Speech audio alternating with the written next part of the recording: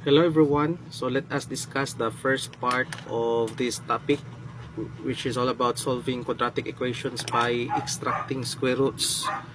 So we have the first two examples that we're going to solve. So ang una is x squared equals 121, and number two, which is x squared minus 81 equals 0.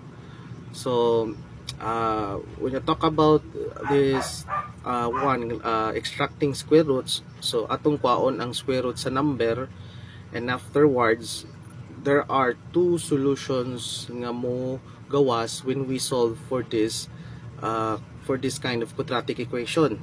So by the way, when you talk about quadratic equation, so usually duha gyud naka solution ang mo appear when we solve, no? So usually a positive one and a negative one when we're talking about extracting square roots, but it depends also on the equation given.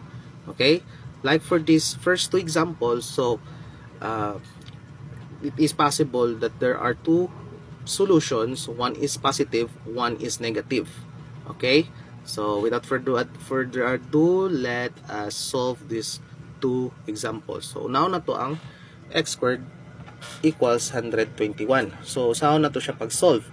So una, we're going to square root the x squared and also square root the 121. So the square root of x squared is x. Okay? Then equals, so plus minus the square root of 121. So nganong plus minus man siya? So plus minus na siya because when we extract square roots, so there are two values or two answers when we square root a number. For example, what is the square root of 121? So the square root of 121 is 11. So when we square root the 121, which is 11, one is a positive and one is a negative. So usa is positive 11, ang usa sad is negative 11.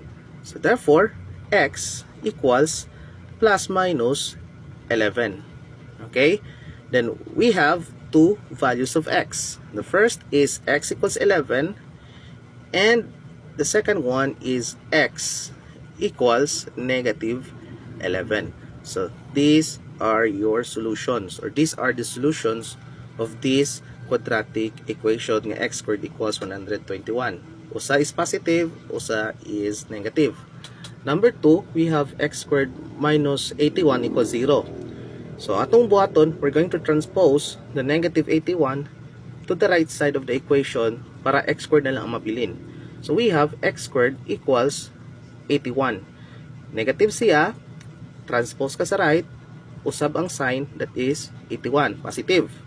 Then we're going to square root both sides. So we have the square root of x squared, so that is x, and equals plus minus square root of 81. So square root of 81 is 9. So we have x equals plus minus 9, or positive negative 9. So we have the first value of x, which is 9, positive, and x equals negative 9. Okay?